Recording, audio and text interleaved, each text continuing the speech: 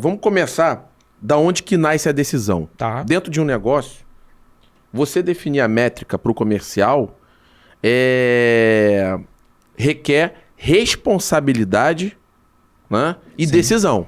Com certeza. Então eu costumo sempre dizer o seguinte, para quem hoje desempenha papel executivo, principalmente em empresa de médio e grande porte, porque aí os números são maiores, né, são mais impactantes e tem uma parcela maior de responsabilidade, existe uma dificuldade, eu vejo isso ao longo da minha carreira, que eu tive que lidar com alguns executivos, da dificuldade que tem de falar assim, olha, a meta comercial para esse ano é X. Tá. Porque eu vejo que, às vezes, as pessoas não querem se comprometer e se responsabilizar com X.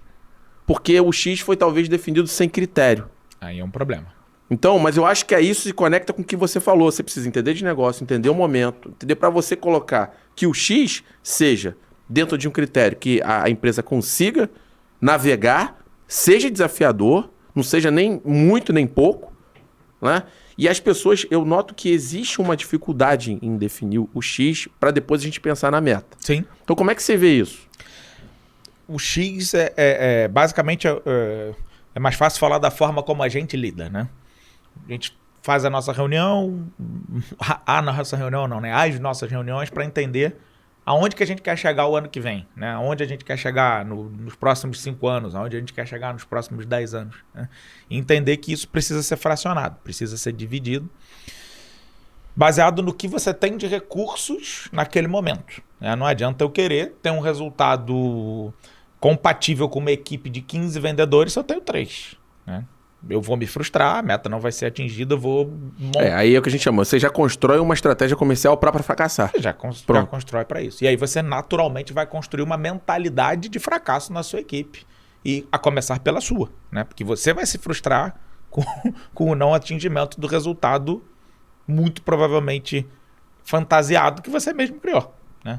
Então entender. Primeira coisa, o que essa equipe que você tem aqui já entregou?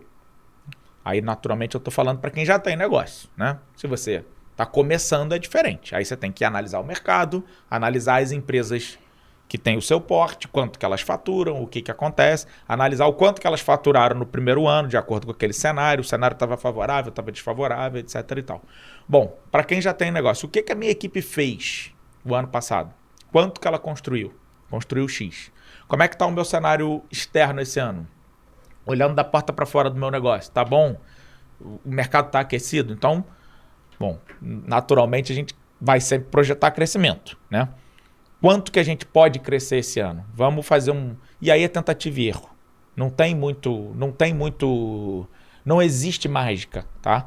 Tentativa, erro, ajuste. Roda um PDCA, né? E aí tira o curto. Por isso que eu gosto muito do curto prazo, né? Principalmente para quem não tem histórico longo construído.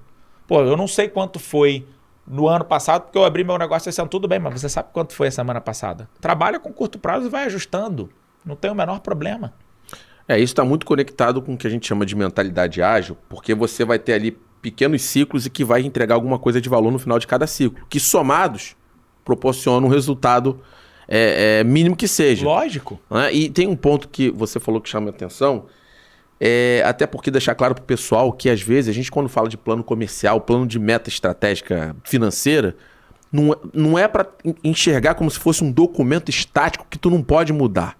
É claro que você não pode mexer na meta toda hora, mas que você tenha, talvez com os ciclos curtos, a capacidade de ser flexível. Sim. Porque hoje, assim, qualquer tipo de negócio, ele tem que aprender a cada vez mais lidar com processos dinâmicos e menos estáticos. Perfeito. Então, a pessoa que transforma um plano comercial num livro de capa dura engessado... Você sabe muito bem que nos últimos 2 anos, por motivos diferentes, a gente mexeu em alguma coisa na nossa meta. Sem dúvida. Em 2021, tivemos que mexer para menos. Por quê? Todo mundo acreditou que 2020 tinha sido o pior ano da pandemia, que aquilo ali tinha sido devastador e que 2021 seria um ano melhor, porque a gente tinha um cenário de final de 2020 com alguma melhora. Veio 2021, meu amigo. Igual um rolo compressor. Foi com janeiro, explodiu a Ômicron, Não, né? aí já era 22. É verdade, Tô verdade. lá atrás. Então, vamos lá, recapitulando. O 21 teve um impacto muito maior do que a gente... Né? Se você puxar os números da pandemia em 21, eles foram muito piores no Brasil do que os de 20. Que foram os iniciais. Até porque em 20 estava todo mundo trancado em casa. Você estava também na curva de... Em 21 todo mundo começou a sair, as pessoas começaram a se expor mais, só que erroneamente no final de 2020, porque os números estavam melhores, todo mundo achou que o ano de 2021 seria melhor. Sim, aí deu aquela relaxada. O que eu fiz? Meta lá pra cima, vamos compensar o ano de 2020, que foi uma catástrofe. 21 foi pior. O que adianta eu ficar dando murro em ponta de faca e não ajustar? Não, eu vou perseguir essa meta assustadoramente até dezembro. Cara, as fronteiras... Eu trabalho com viagem, as fronteiras estão fechadas. Trabalho com turismo esportivo, os estádios estão sem público. Em algum momento em 2021 os campeonatos pararam, mesmo sem público. O que eu vou fazer? Então assim, ajusta para menos.